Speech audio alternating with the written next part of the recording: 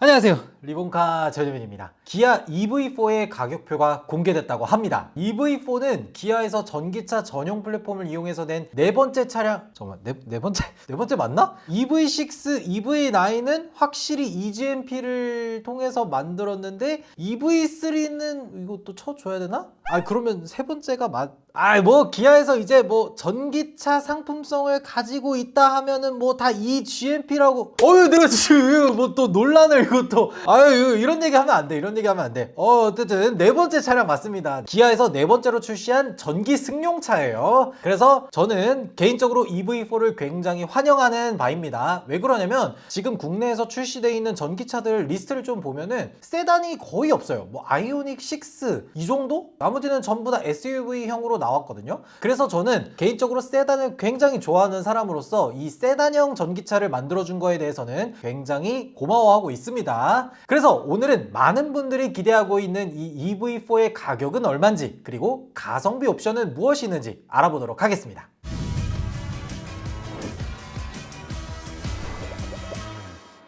일단 EV4는 이렇게 생겼죠. 세단형으로 생겼습니다. 가면 갈수록 이 기아의 디자인이 굉장히 좀 기하학적으로 바뀌어가는 것 같아요. 피터 슈라이어 형님 있을 때는 호랑이 코에 대한 패밀리 룩을 쭉 이루면서 나왔었는데 이게 전기차로 가기 시작하면서 뭔가 이게 되게 길고 얄쌍하고 약간 이런 느낌이 좀 많이 드러나긴 하네요. 기아의 디자인 기조가 많이 바뀌었다는 생각이 들어요. 전반적으로 이 EV4가 생긴 것들을 보면은 뒤쪽에 C필러부터 해서 트렁크 리드까지 보면 완만하게 떨어지는 것들을 봤을 때 그냥 세단이라기보다는 약간 그 쿠페스러운 느낌이 살아 있습니다. 그리고 트렁크 라인도 보면은 트렁크 리드 부분이 패치로 해서 뒤쪽 유리까지 통으로 열릴 것처럼 생겼는데 실제로는 이 트렁크 부분만 따로 열려요. 지금까지는 보기 어려웠던 새로운 형태의 디자인을 가지고 온 거 아닌가 그런 생각이 듭니다. 지금 저희가 보여드리는 이 차량 같은 경우에는 세단형이고 나중에는 해치백형이나 이런 것들도 출시할 예정에 있다고 하니까 이거는 취향에 맞게 구매하시면 될 것 같아요. 본격적으로 좀 EV4 가격표를 보기 전에 EV4가 어느 정도 급의 차량인지 이런 것도 좀 알려드려야 될 것 같아요. EV4 같은 경우에는 우리가 흔하게 생각하는 준중형 세단, 그러니까 한 아반떼나 K3 요 정도 급의 준중형 세단이다 라고 생각하시면 돼요. 그리고 그거에 맞춰서 내가 아반떼를 대략 얼마 정도를 주고 샀더라 라는 생각을 하면서 이 가격표를 보시면 EV4가 과연 내가 살만한 차인가 이런 것들을 아시게 될 거예요. EV4 같은 경우에는 다른 차량들과 비슷하게 배터리가 좀 작은 58.3kWh가 탑재된 스탠다드 모델이 있고 그것보다 좀 더 많은 81.4kWh의 롱레인지 버전이 따로 있어요. 두 가지 버전은 옵션이 차이가 있거나 롱레인지에 뭐가 더 들어간다거나 이런 거는 전혀 없고 순수하게 배터리 용량에 따라서 가격 차이만 납니다. 그래서 두 가지 모델의 가격 차이가 430만 원 정도가 나와요. 1회 충전 주행 가는 거리를 보면 58.3kWh의 스탠다드 모델은 1회 충전을 가득 했을 때 투휠 드라이브 17인치 휠 기준으로 382km를 주행 가능하다고 하고요. 롱레인지 모델 같은 경우에는 그것보다 훨씬 긴 533km를 주행할 수 있다고 합니다. 야 잠깐만, 1회 충전으로 533km를 간다고? 아니 이게 말이 되나? 이거 지난번에 저희가 EV3 가지고도 롱레인지 모델로 서울에서 부산 도착했을 때 이 정도는 아니었는데 아무래도 복합 기준이다 보니까 고속도로 기준보다는 혼합된 사용을 통해서 조금 더 주행거리가 길게 나오지 않았나 그런 생각이 들어요. 그리고 스탠다드랑 롱레인지 이 두 가지 중에 아마 많은 분들이 롱레인지로 구매를 하실 것 같다는 생각이 듭니다. 왜 그러냐면 내가 이 차를 타다가 나중에 중고로 다시 팔 것들을 생각하면 아무래도 롱레인지가 가격 방어에 있어서 조금 더 좋고요. 그리고 겨울에는 1회 충전 주행 가는 거리가 다소 좀 줄어들거든요. 히터라든지 이런 것들을 워낙 많이 쓰고 아무래도 영하권에서는 배터리의 성능 자체가 조금 줄어듭니다. 왜 그러냐면 이 리튬이온 배터리의 특성상 10도에서 한 20도 사이 요 정도 온도가 제일 최적의 성능을 발휘하는 구간이거든요. 근데 우리나라는 겨울에 보통 영하권도 많이 내려가고 10도 이하의 구간이 좀 많다 보니까 중간중간 배터리 히팅을 통해서 배터리를 계속 사용을 해줘야 돼요. 그러다 보면 어쩔 수 없이 배터리 사용량이 좀 더 많아지는데 그럴 경우에 롱레인지가 조금 더 주행 가는 거리가 유리하다라는 측면에서 롱레인지를 많이 구매하실 것 같기도 하고요. 그리고 간혹 가다가 한번 내가 장거리를 뛰어야 될 때 380km 400km밖에 못 가면 서울에서 부산이 보통 한 400km 정도 되잖아요. 중간에 무조건 휴게소를 들어가서 충전을 해야 되기 때문에 롱레인지 같은 경우에는 한 번 충전으로 100% 채워놓고 도착해서 충전을 하면 되거든요. 그러다 보니까 아무래도 많은 분들이 롱레인지를 구매하지 않을까 그런 생각이 듭니다. 그래서 오늘 가격표는 롱레인지로 보고 만약에 여러분들이 스탠다드를 구매하시겠다라고 하면은 제가 말씀드리는 똑같은 옵션표에서 스탠다드 표만 보면은 똑같이 적용이 되니까 그렇게 보시면 될 것 같아요. 일단 에어부터 한번 보면요. 세제 혜택 전 기준으로 3.5% 개별 소비세를 받으면 가격이 4,629만 원입니다. 준중형 세단이 4,600이면은 산타페를 살 수 있는 돈인데 어떤 옵션들이 들어가는지 보면 기본적으로 전기차와 관련된 옵션들이 포함되어 있어요. 히트펌프, 배터리 히팅 시스템 이런 것들 모두 포함되어 있고요. 주행보조 관련해서도 스마트 크루즈 컨트롤은 들어가 있습니다. 여기에다가 차로 유지 보조 2 그리고 스티어링 휠 그립 감지 센서 이런 최신형 기술들도 모두 들어가 있네요. 현대, 기아, 제네시스를 모두 포함해서 이 주행보조에 대한 방향성이 이제는 어느 정도 확정된 것 같습니다. 가장 기본 트림에서도 주행보조 기능을 기본으로 넣어주는 이런 것들로 기조를 잡은 것 같아요. 저는 이런 것들은 굉장히 칭찬할 만한 거 아닌가 그런 생각이 듭니다. 근데 아쉬운 거는 HDA2 그러니까 고속도로 주행 보조가 좀 빠져 있어요. 이거는 드라이브 와이즈라는 옵션을 넣으면 해결되니까 딱히 문제가 될 것 같지는 않고요. 그래서 과연 이 주행 보조가 불편하고 나사 빠진 것 같은 옵션이냐 하면 그건 아닙니다. 가장 기본 스마트 크루즈 컨트롤만 있어도 어느 정도 이 고속도로에서 주행할 때 멈췄다가 다시 갔다가 이런 것들도 모두 지원하니까 크게 뭐 불편할 것 같다라는 생각은 안 들어요. 그리고 안전과 관련해서도 대부분의 안전장치들이 포함되어 있긴 합니다. 근데 모두 포함된 거는 아니에요. 그러니까 충돌방지 보조라든지 아니면 후면 충돌방지 보조, 측후방 충돌방지 보조 이게 진짜 괜찮은 옵션들인데 요게 빠져서 조금 아쉽기는 합니다. 나중에는 이런 안전 관련된 옵션들도 모두 포함해서 출시를 해줬으면 더 좋을 것 같다는 생각이 들어요. 외장에서는 기본적으로 LED 램프 들어가고요. 그리고 17인치 휠이 제일 아래 등급으로 들어가는데 저는 개인적으로 17인치 휠을 넣는 걸 그렇게 추천드리는 편은 아니에요. 왜 그러냐면 승차감이나 전비가 안 좋아져서 휠 인치수를 작은 걸 선택하는 건 그런 거는 뭐 한 20인치가 넘어가면서 편평비도 한 40 정도 되는 그런 차량들한테 해당되는 내용이고요. 지금 이 EV4 같은 경우에는 19인치 휠을 넣는다고 하더라도 편평비가 50입니다. 그렇기 때문에 사실 이게 편평비가 50에다가 휠 인치수가 19인치면 승차감에 막 그렇게 안 좋을 정도의 크기는 아닙니다. 그래서 웬만하면은 저는 19인치를 넣는 게 오히려 더 좋아 보이지 않나 그런 생각이 들어요. 다음으로는 12.3인치 디스플레이 2개가 기본으로 들어갑니다.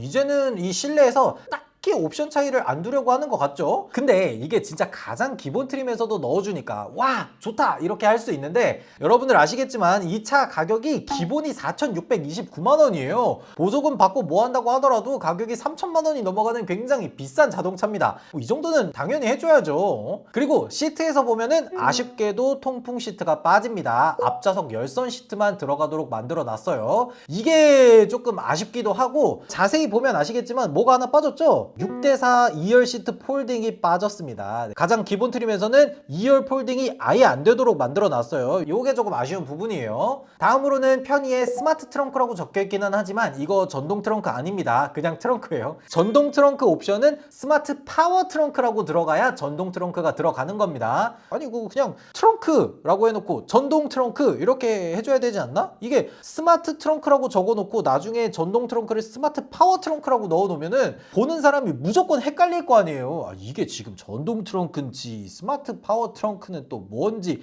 이거 왜 굳이 이름을 이렇게 만들어놨는지 모르겠네. 그리고 눈에 띄는 것들만 좀 보면은 레인 센서나 100W 같은 이런 충전 편의 옵션들이나 이런 것들은 모두 넣어줬습니다. 여기까지가 에어트림을 좀 살펴봤는데 간단하게 좀 요약을 해보자면 확실히 급 차이가 어느 정도 있다라고 보시면 될 것 같습니다. 우리가 실생활에서 주요하게 사용하는 이런 옵션들 중에서 몇 개 빠진 것들이 있어서 조금 아쉬운 트림이지 않나 그런 생각이 들어요.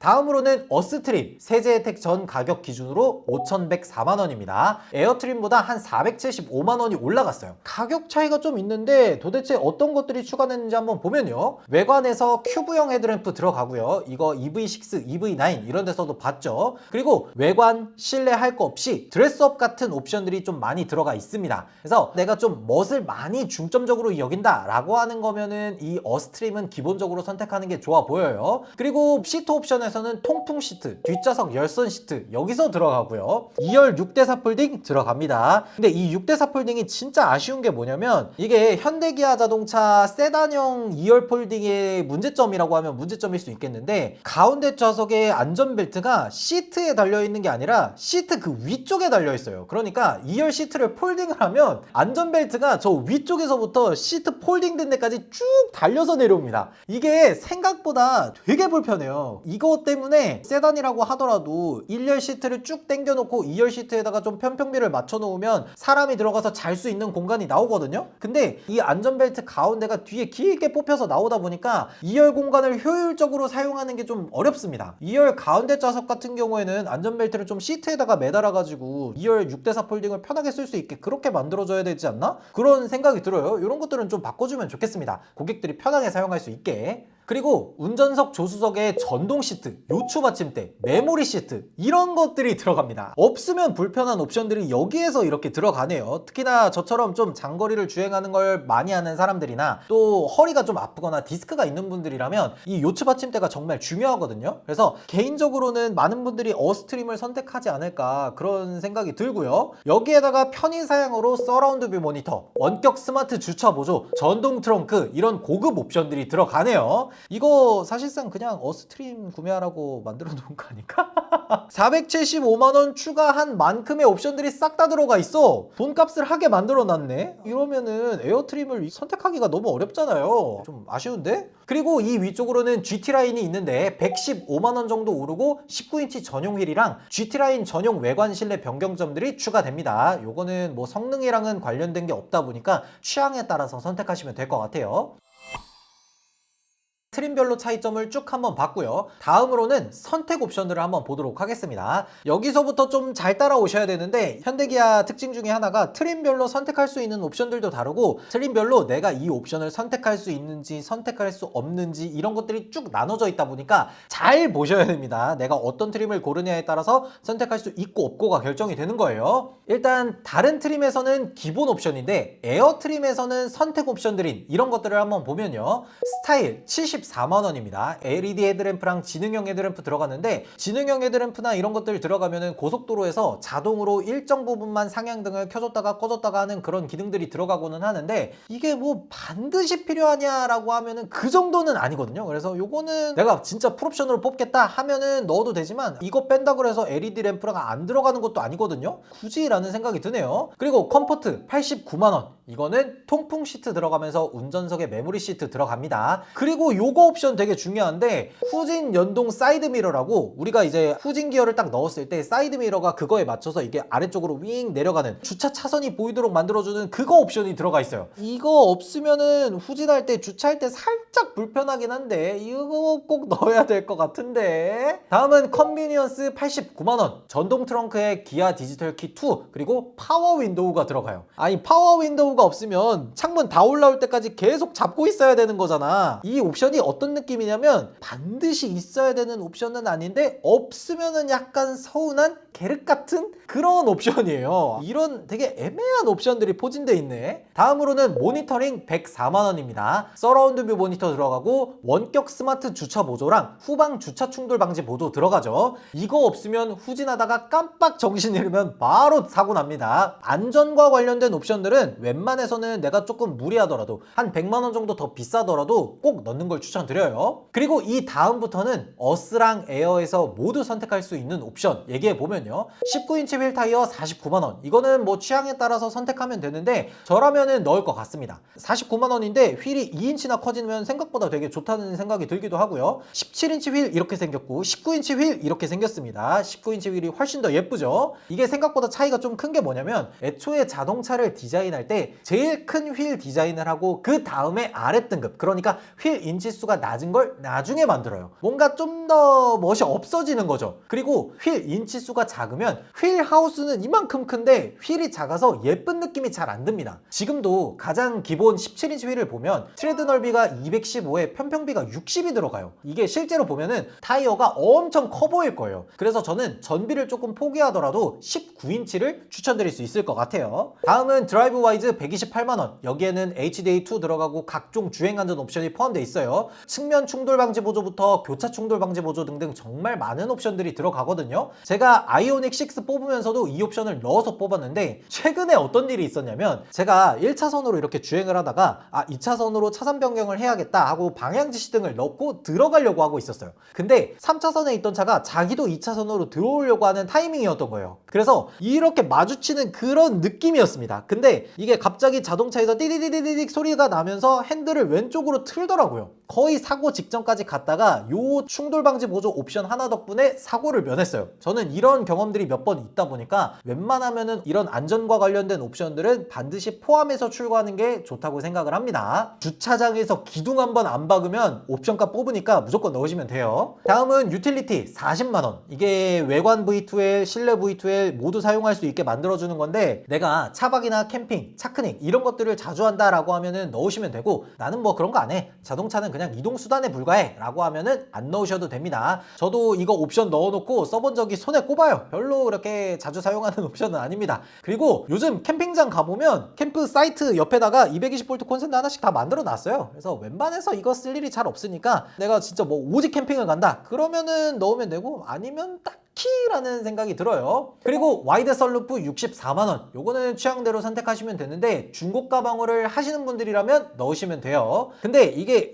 은근히 계륵 같은 느낌이긴 한 게 와이드 썬루프가 있으면 좋긴 좋아. 근데 한여름에는 못 열고 다닙니다. 너무 뜨거워. 이거 열어놓으면 실내 온도가 올라가기 때문에 썬루프를 닫아놓고 다니더라고요. 그리고 겨울에는 추워. 겨울에는 추워서 또 닫아야 돼. 그래서 저도 이 썬루프를 열고 닫고 할 때는 보통 봄이나 가을 이 정도 인데 우리나라 요즘 어때요? 봄, 가을이 한 달이 채 안 되잖아요. 그래서 이걸 사실 열고 닫는 일들이 거의 없다 보니까 그냥 2열이나 1열에 앉은 사람이 좀 시야 확대가 되는 그런 느낌에 넣는 건데 64만 원이면 또 나쁘지 않은 것 같기도 하고 또 비싼 것 같기도 하고 좀 애매하긴 하네요. 다음으로는 하만카돈 사운드 64만 원. 이거는 에어에서는 못 넣는 옵션입니다. 굳이 선택을 못하게 만들어 놓을 필요가 있나? 아니 뭐 선택할 수 있게 해주지 이게 뭐라고? 기존의 스피커가 6개인데 8개로 늘려주는 옵션입니다. 아시겠지만 현대기아 스피커가 그렇게 막 옵션을 추가한다 그래서 엄청 좋아지는 그런 느낌은 아니라서 만약 저라면 이 돈에다가 나중에 추가로 돈을 좀 더 들여서 애프터마켓 서비스에서 추가로 시공을 하는 게 좋아 보이지 않나 그런 생각이 들어요. 그 다음으로는 빌트인 캠 2 45만 원. 이거는 무조건 넣으시면 되고요. 빌트인 캠 2 보면은 그냥 녹화만 되는 게 아니라 내가 가속 페달을 밟았는지 얼마나 밟았는지 또 시간대부터 해서 모든 것들을 다 기록해 주거든요. 그래서 웬만하면 넣어서 뽑으시는 게 좋아 보입니다. 헤드업 디스플레이 59만 원. 에어트림에서는 모니터링을 선택했을 때만 고를 수 있고 나머지에서는 그냥 선택이 가능합니다. 이거 있으면 너무 좋은데 59만 원.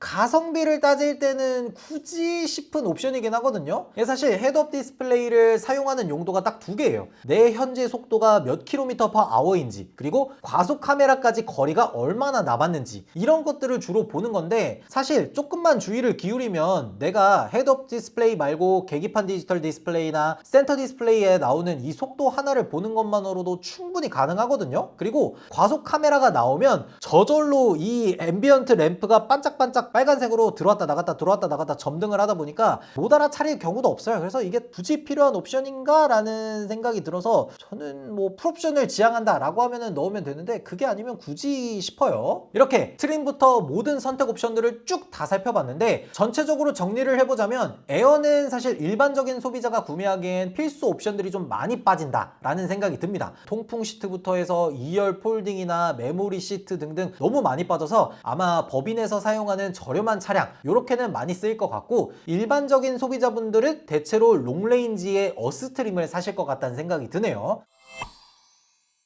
그래서 제가 뽑은 가성비 옵션표를 한번 얘기해 보면요. 일단 어스트림 선택하고요. 여기에다가 19인치 휠 타이어, 드라이브 와이즈, 빌트인 캠 2 이렇게 딱 3개 추가 옵션 넣어서 5,326만 원을 뽑으면 될 것 같습니다. 물론 이게 최종 가격은 아니죠. 보통 세제 혜택으로 한 150만 원 정도가 빠지고 정부나 지자체 보조금을 합하면 한 900만 원 정도가 더 빠져요. 그래서 한 1,050만 원 정도 할인된 가격으로 4,276만 원 정도에 뽑는 게 제일 가성비 좋게 뽑을 수 있지 않나 생각이 듭니다. 근데 이런 얘기를 해도 되나 모르겠는데 조금 아쉬운 얘기를 조금 해보자면 아무리 전기차라고는 하지만 준중형 세단, 그러니까 아반떼 같은 애들이 신차로 뽑았을 때 2천만 원 초반 정도에 나오거든요. 근데 단순히 내연기관에서 전기차로 전환을 했을 뿐인데 같은 급의 차량들보다 옵션 좀 더 넣어주고 2천만 원 비싸게 파는 건 좀 말이 안 되지 않나? 그런 생각이 들어요. 심지어 저 가격도 보조금을 받아서 4,300만 원인 거잖아요. 전기차가 요즘 들어서 배터리 가격도 많이 저렴해졌다라고 하던데 가격이 이렇게 비싸서야 되겠나? 라는 생각이 들어요. EV3 같은 애들이 가격이 좀 비싸도 잘 팔리는 거 보니까 뭐야 이거 가격 비싸도 잘 사네? 올려도 되겠다 라고 좀 배짱 장사를 하게 만들어주는 그런 느낌이 아닌가 생각이 들어요. 준중형 세단에 4,300을 보조금 받아서 박아야 된다는 게 이게 좀 너무 비싼 거 아닌가? 우리나라 사람들 원래 이렇게 잘 살았나? 뭐 이런 생각이 드네. 그리고 또 하나는 사륜구동 옵션이 없는 거. 이거 조금 아쉽죠. 사륜구동 옵션을 그래도 좀 넣어줘야 되지 않나. 그리고 또 하나는 ICCU 문제. 이게 현대기아 전기차를 얘기하다 보면은 인터넷 커뮤니티 이런 데 들어가 보더라도 제가 이번에 EV3, EV4를 구매하고 싶은데 ICCU는 해결이 됐나요? 이런 글들이 정말 많이 올라와요. 그러니까 많은 소비자분들이 현대기아 전기차를 사고는 싶어 하지만 ICCU 문제가 있으니까 이게 구매를 꺼려하게 되는 그런 요소거든요. 저도 2022년 10월에 아이오닉 6를 뽑고 나서 지금까지 리콜 통지서만 5번을 받았습니다. ICCU 문제로만 5번을 받았어요. 심지어 그 전에 출고하셨던 분들은 좀 더 받았겠죠. 가장 최근 온 ICCU 리콜 통지서에 보면 통합 충전 제어 장치 ICCU 고장 상황 시 고객 인지 개선 목적, 뭐 그냥 터지면은 갓길에다 차 빼고 기다리라 뭐 이거. 그리고 관리가 미흡한 외부 완속기 충전 사용 시 충전 속도 저하 발생. 아니 충전 속도 저하 발생이 문제가 아니잖아요. 차가 멈춰버리는 게 문제잖아. 이게 만약에 EV4에도 개선되지 않은 ICCU를 그대로 넣었더라면 이거야말로 소비자 기만 아닌가? 이거는 정부에서도 어느 정도 손을 대줘야 하는 거 아닌... 어이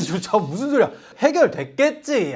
고쳐주셨겠지. 그러니까 판매를 시작하셨겠죠? ICCU 고쳤을 거라고 생각이 듭니다. 제 차도 고쳐주세요. 저는 아직 터지진 않았거든요. 리콜 통지서 또 날아오니까 좀 불안해. 좀 빨리 좀 고쳐주세요.